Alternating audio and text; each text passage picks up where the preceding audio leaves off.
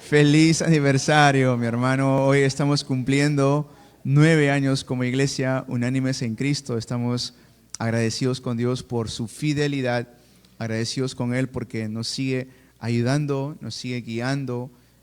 Es por Él y solamente para Él que nosotros existimos y vivimos en este lugar. Amén. Así que estamos alegres hoy, no solamente porque es el día del Señor, sino que también celebramos un año más como iglesia unánimes en Cristo. Bien, hoy vamos a comenzar un nuevo libro, el libro de Santiago. Hemos terminado ya el libro de Hebreos, ha sido un libro muy bonito. Y vamos a ir viendo una tendencia en tanto el libro de Hebreos como también el libro de Santiago, que es la fe no solamente es en palabras, sino también la fe es cómo lo ponemos en práctica, ¿sí? O sea, la fe no solamente es cómo hablamos, sino cómo vivimos también. Y por eso el título de hoy es El gozo oculto en las pruebas. El gozo oculto en las pruebas. Hemos leído Santiago capítulo 1 del 22 al 25. La pregunta es, ¿de qué está hecha tu fe? ¿Sí? ¿Cómo es que nuestra fe está formada? ¿Alguna vez han comprado algo que parecía fuerte, resistente, y lo ves en la tienda y al parecer está muy bueno el producto, pero al primer o segundo uso que le dan, se rompe? Quizás unos zapatos o unas zapatillas que cuando han estado caminando por la lluvia o al jugar fútbol, inmediatamente se despegaron las plantillas.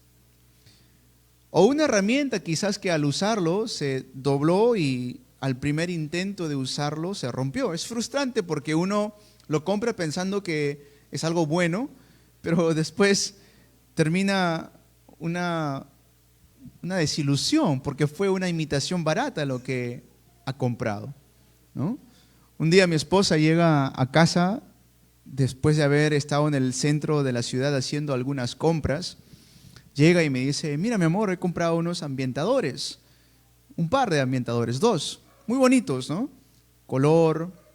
Y llega a casa y me dice, vamos a probarlos, unos ambientadores que tú le echas un líquido, incluso es un líquido como perfumado que tú lo puedes poner y lo bota como si fuera vapor, para que pueda ambientar, ¿no?, la sala donde tú lo pongas. Entonces, es recargable, incluso dice en la caja, es recargable, lo puedes enchufar y es recargable.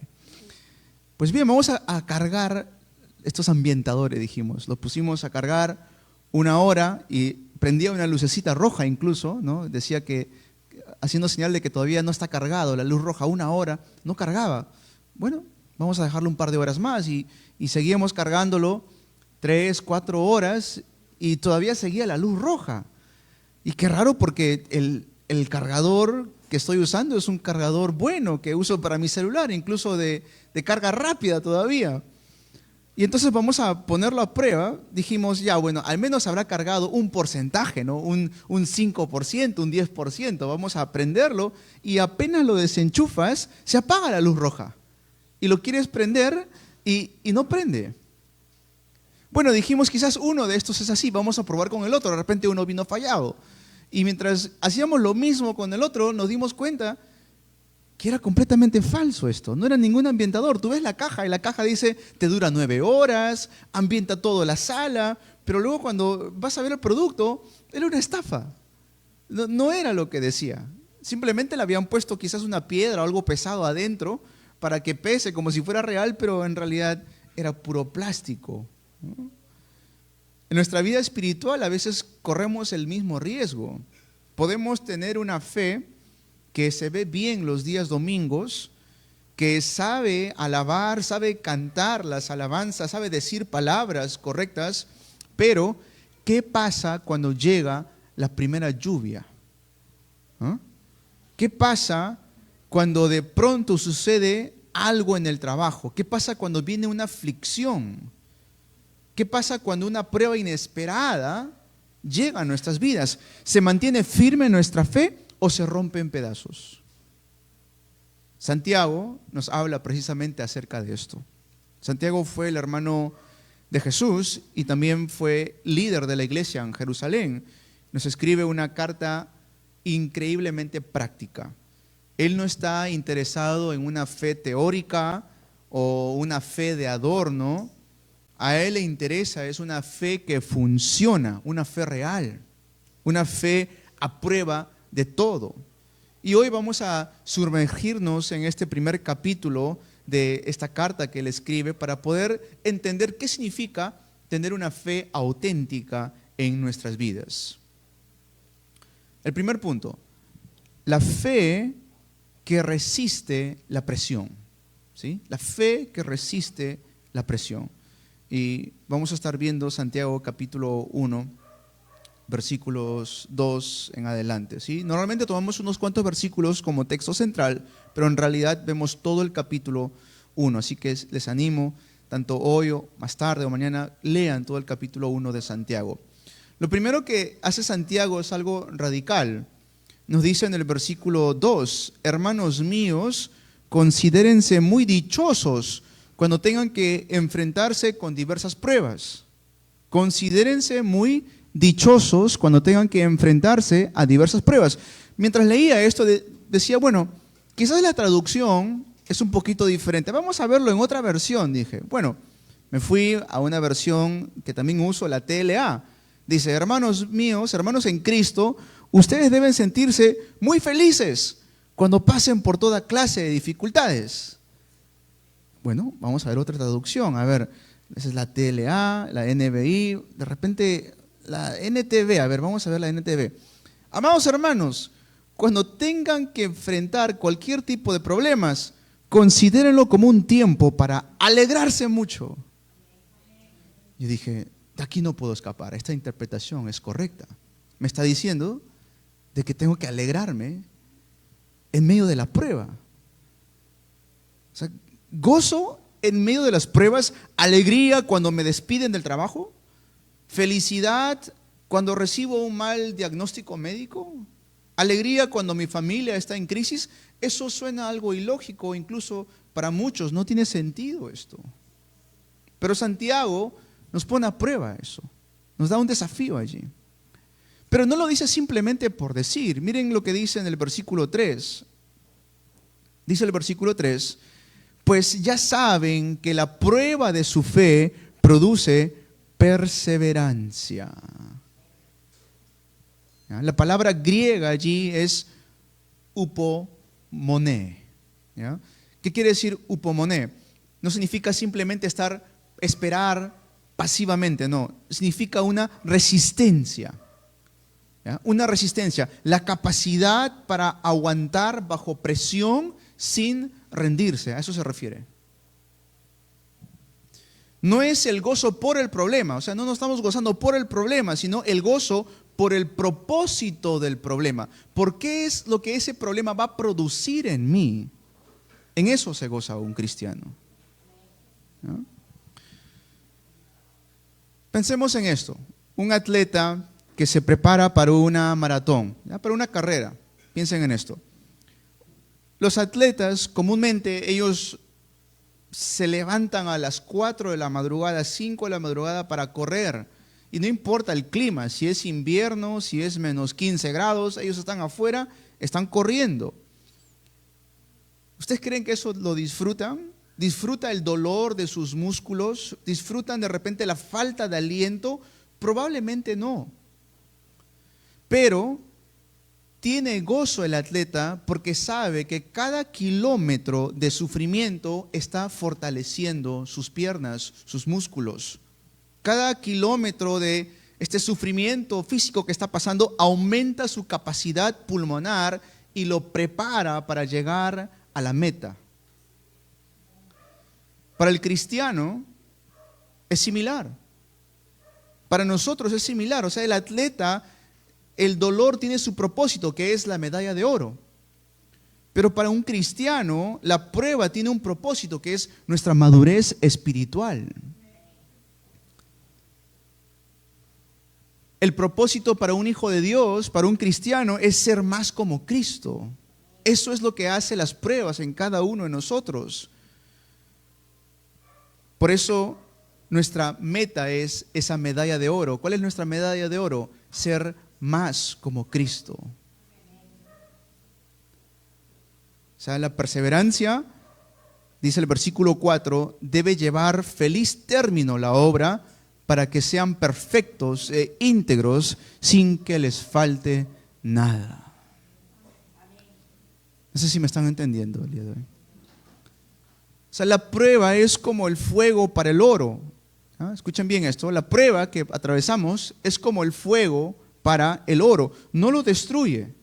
El fuego no destruye el oro, pero lo purifica. ¿Ah? Elimina todas las impurezas para que el verdadero valor realmente resalte.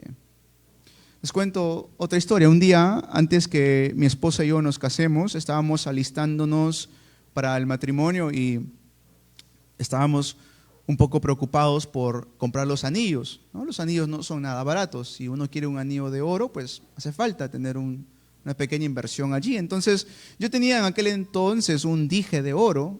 Pensé, podemos vender este dije de oro y con lo que vendemos este dije, comprar un anillo, ¿no? Y podemos sacar algún valor de lo que tengo, ya que este dije no lo uso mucho, pero un anillo de oro sí lo voy a usar. El pequeño dije que tenía era un poco pesado, era de 18 quilates. Cuando vamos al Señor a venderlo, el Señor nos dice, yo te lo compro, no hay ningún problema. Aceptó incluso darnos el anillo que queríamos. Pero mientras le damos el dije al Señor, el Señor notaba algo raro. Tomaba el dije y lo hacía así, como que lo pesaba con su mano. Claro, experto él en su área. Y me dice, mira, algo está raro con este dije. Voy a hacer algo, voy a cortarlo. Si todo está bien, te lo compro. Pues dijimos, nosotros no hay ningún problema porque tenemos la seguridad de que era de oro, ¿no? Y el Señor al frente nuestro saca una tijera, obviamente para cortar metal, y lo corta en dos y adentro había un pedazo de plomo. O sea, el dije por fuera era de oro, de 18 quilates, él le hizo la prueba, todo, pero adentro tenía un pequeño pedazo de plomo, lo que le hacía más pesado al dije. Menos mal que el Señor era nuestro conocido y obviamente nosotros nos sorprendimos también. Dijo, ¿saben qué? Hagan algo. Nos dio una dirección, vayan a este lugar, díganle al Señor que purifique este dije. Y luego regresan con lo que Él les da, me dice. Fuimos inmediatamente, ¿no?, a poder ver qué podía hacer y le entregamos el dije que yo tenía al Señor y allí vi por primera vez lo que hace el fuego al oro. Él tenía un horno, grande el horno, en el cual botaba un fuego muy potente y muy caliente. Y de lejos, claro, él con unas pinzas de metal puso el dije dentro de una copa así muy, muy pesada y empezó a derretir el oro, a derretirlo. Lo que era el dije, quizás de ese tamaño, se redujo a una gotita nada más de oro.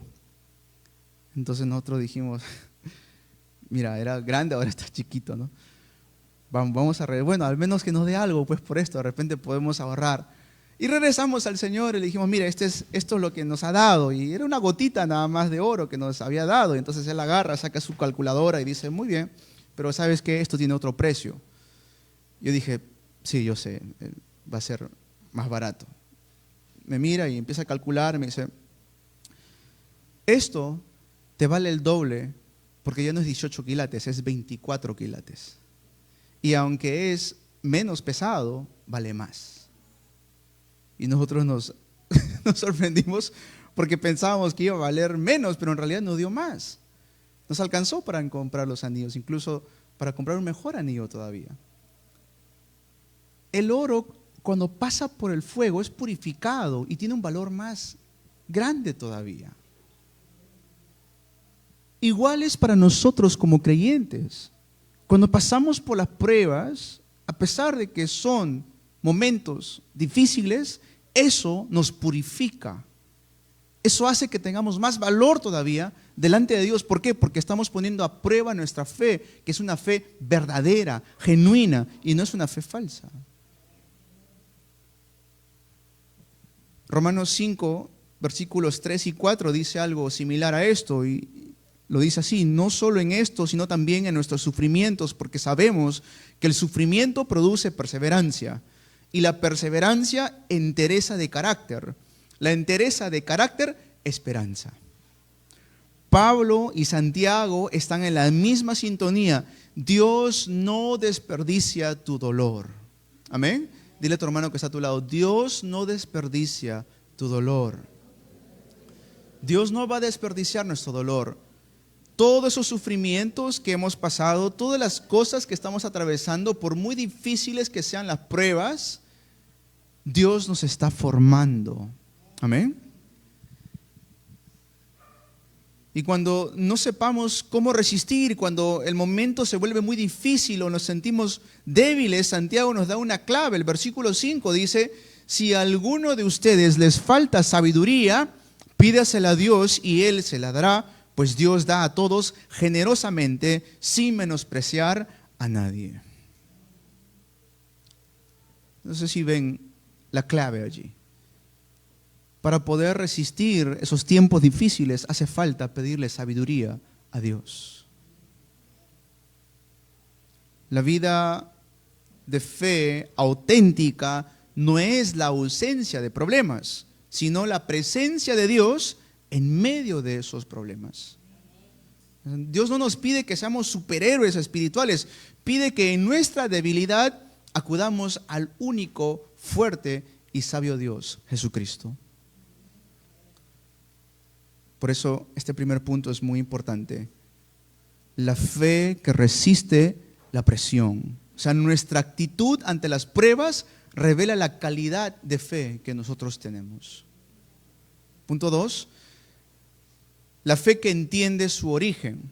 O sea, ¿de dónde viene la fe que tenemos? ¿Cuál es nuestra respuesta a la tentación? Eso revela también en quién confiamos o quizás también a veces revela a quién culpamos. Cuando las cosas van mal, es muy humano de nosotros culpar a otro, ¿no? ¿No les ha pasado eso de niños? ¿Ah? Con los padres. A veces uno estaba ahí y de pronto escuchaba ¡pum! Un alboroto ahí en la cocina y gritaba, papá o mamá, ¿ya ves? ¿Por qué no ordenas lo que te estoy diciendo hace rato que ordenes? ¿No? Se había caído de repente algo. O sea, es natural de nosotros culpar a otro cuando algo sale mal. Es natural eso. Nosotros mismos lo hacemos. Algo hacemos mal nosotros, pero rápidamente culpamos al otro que está a nuestro lado, ¿no? Al hijo, la hija, al papá, mamá. Y en nuestra vida de fe nos ha pasado que hay veces culpamos a Dios mismo. ¿Sí? A veces culpamos a Dios.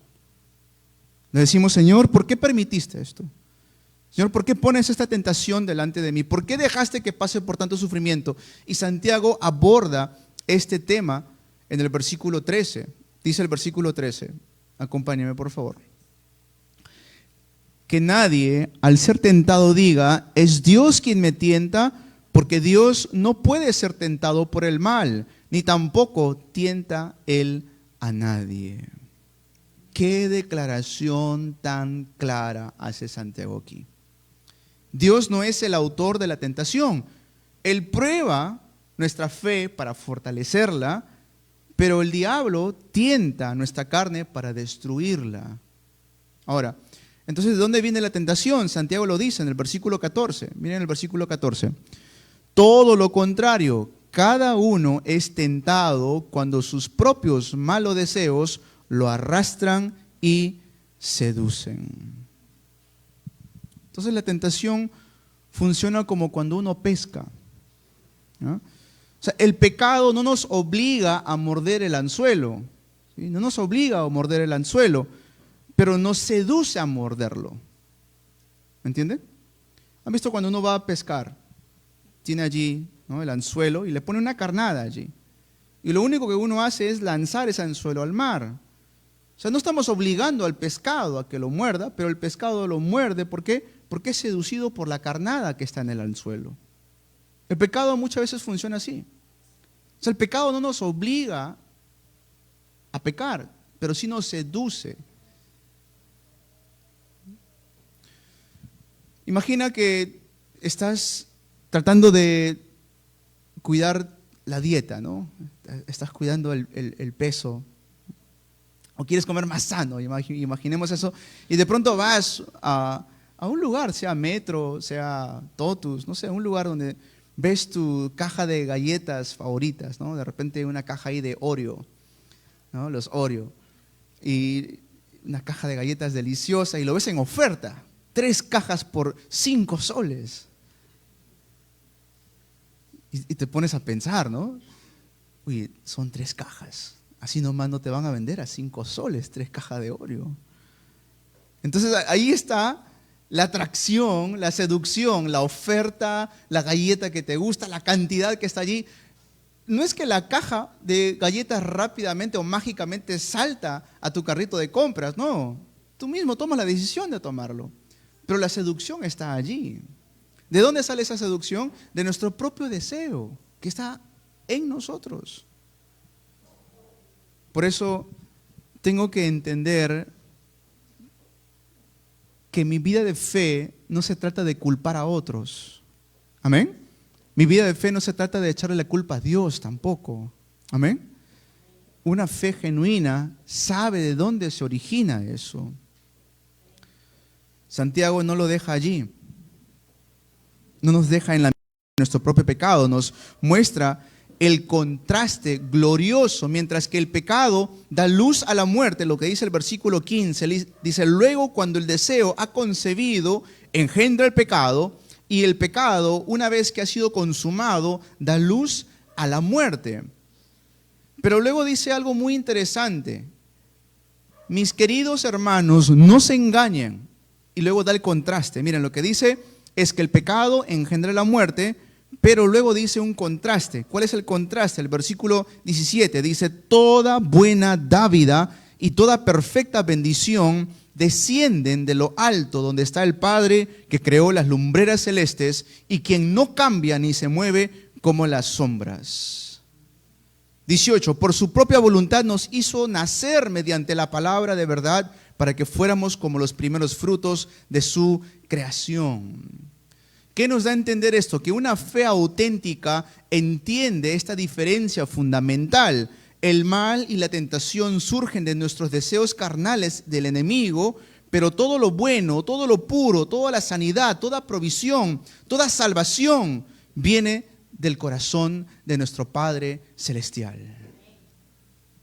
Entonces, ¿qué nos da a entender esto? Una fe madura, una fe puesta a prueba, una fe verdadera, deja de culpar a Dios por lo malo y empieza a agradecerle a Dios en todo lo bueno. ¿Entienden esa parte? No podemos quedarnos siempre culpando a otros. No podemos quedarnos siempre echando la culpa a Dios. ¿Por qué hiciste que pase por esto? ¿Por qué pasó esto en mi vida? Por el contrario, entender el origen de eso no fue Dios. Muchas veces ha sido nuestros propios deseos incorrectos en nosotros.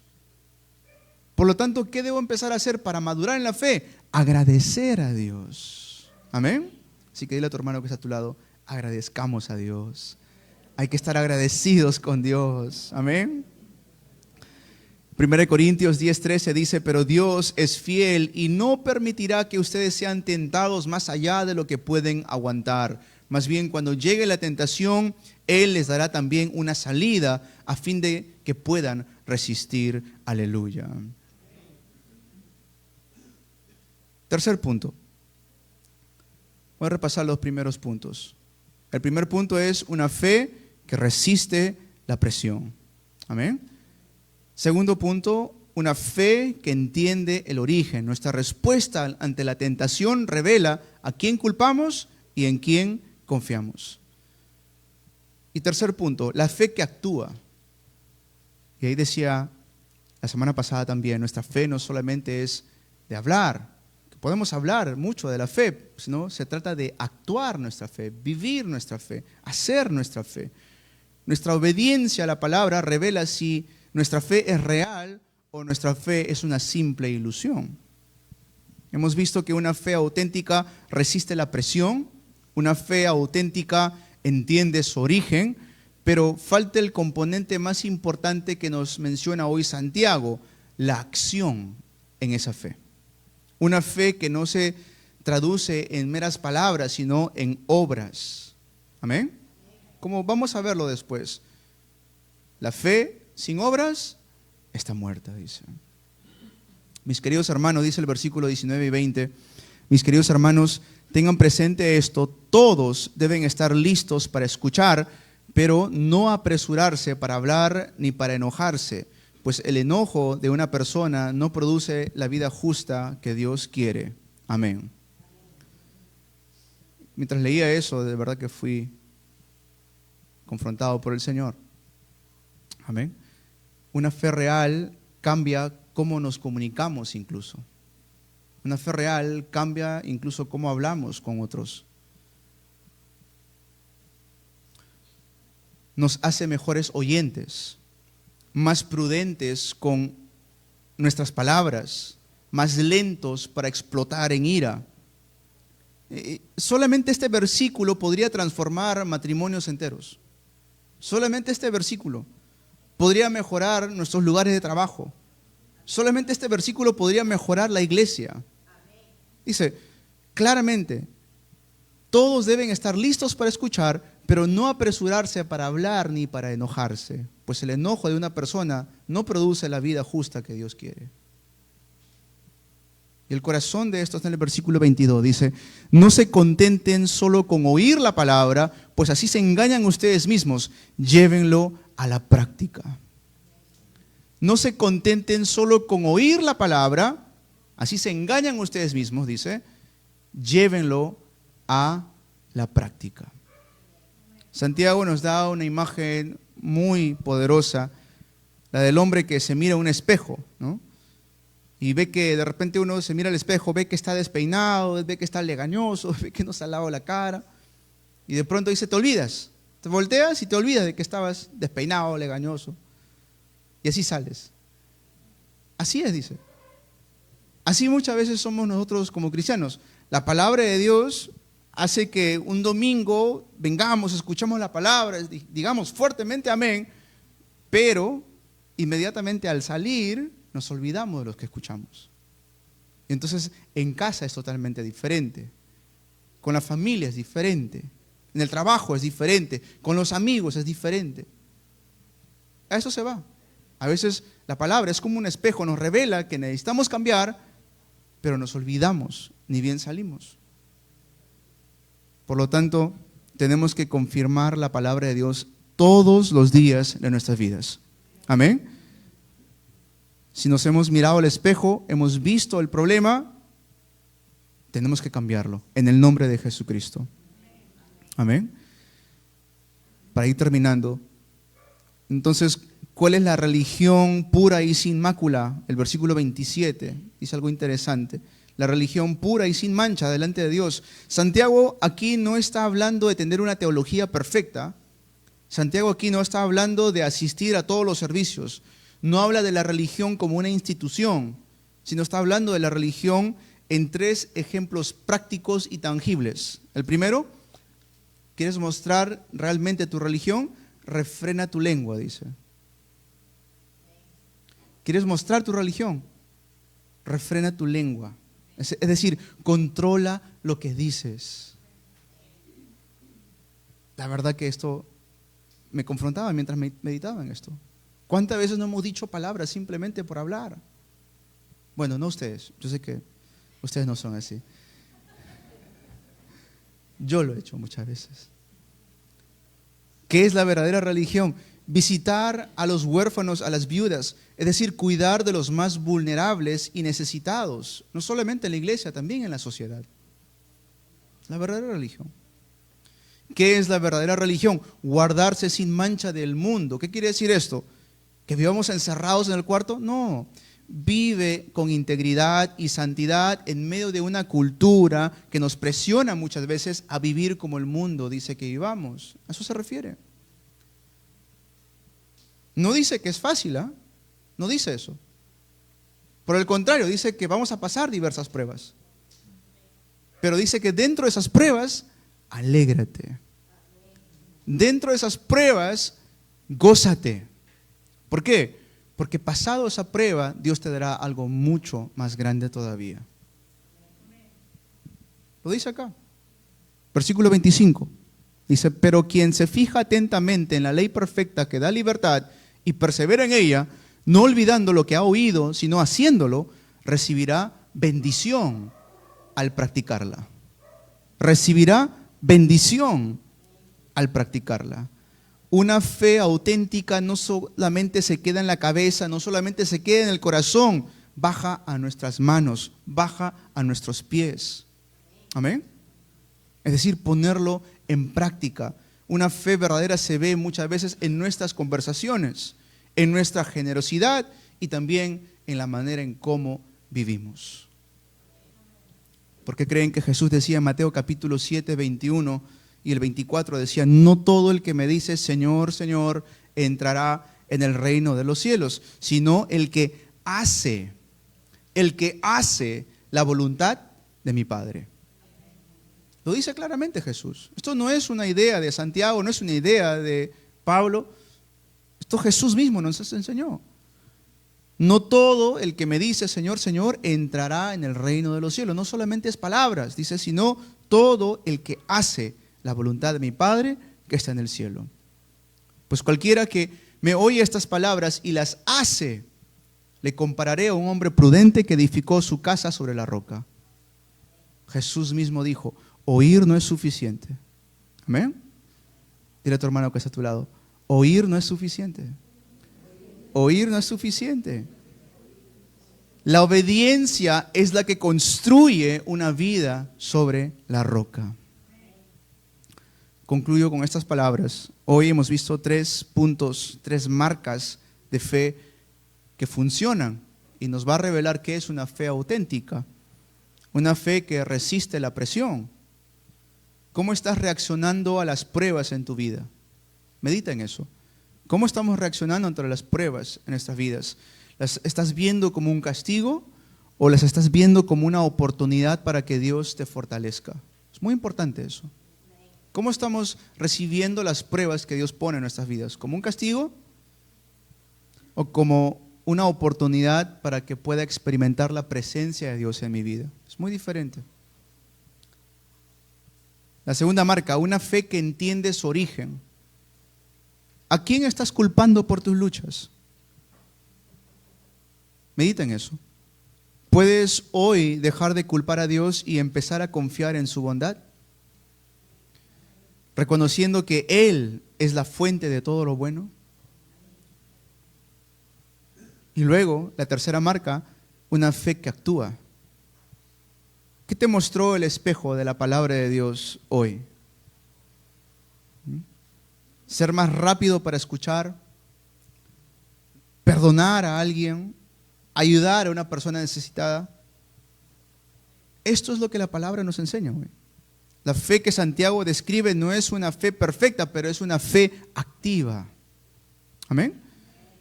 No está diciendo que seamos perfectos en todo, pero que sea una fe verdadera y genuina. Eso es lo que dice Santiago. Es una fe que está siendo puesta a prueba, pero que dentro de eso busca a Dios. Amén. Dentro de la confusión se esfuerza por obedecer a Dios. Eso es una fe correcta, una fe que a Dios le agrada. Sin fe es imposible agradar a Dios.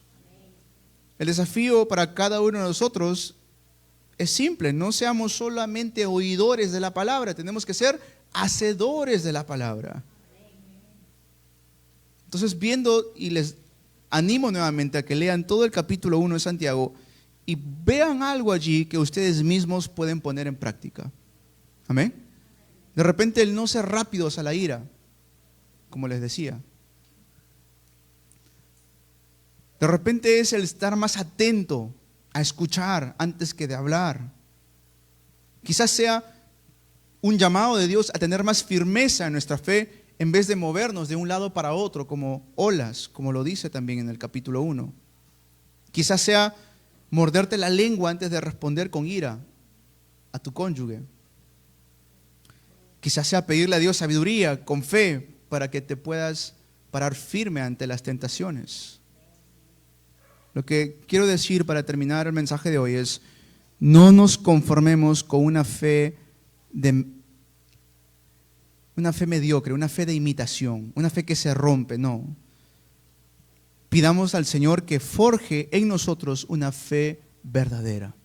Amén. Hay que pedirle al Señor eso, que Él haga en nuestras vidas una fe genuina, una fe que se aferra solamente al Evangelio y no se aferra a las cosas del mundo. Una fe que resiste, una fe que confía plenamente en Cristo Jesús, una fe que actúa, una fe que realmente funciona, tanto en mi familia, en mi trabajo, en la iglesia, en los estudios, en la profesión, donde sea que me encuentre. Una fe activa. Amén. Una fe que produce frutos que le agradan a Dios. Una fe genuina y verdadera. Meditemos en esta palabra toda la semana, Santiago capítulo 1. Y vean, todas las mañanas al despertarse, lean todo el capítulo 1. Le va a traer a memoria lo que hoy hemos hablado y Dios mismo le va a hablar a sus corazones. Los bendigo en el nombre de Jesucristo para que podamos tener una fe que funciona, una fe activa y que podamos ver el gozo oculto dentro de los conflictos. Amén. Vamos a orar. Amado Dios, te damos gracias por tu palabra. Gracias, Señor Jesucristo, por revelarnos por medio de tu palabra cómo debemos vivir. Señor, ¿cuántas veces hemos hablado apresuradamente? Te pedimos perdón. Señor, ¿cuántas veces nos hemos olvidado de hacer tu voluntad en nuestras vidas? Perdónanos. Señor, pedimos que renueves nuestros corazones. Pedimos sabiduría, amado Padre Celestial, para poder discernir lo que realmente te agrada, para poder ser hacedores de tu palabra, para poner en acción la fe que nos has regalado. Señor, por tu gracia hoy estamos aquí y te agradecemos de todo corazón. Ayúdanos a ser más semejantes a Cristo todos los días de nuestras vidas. En el nombre de Jesús te oramos. Amén.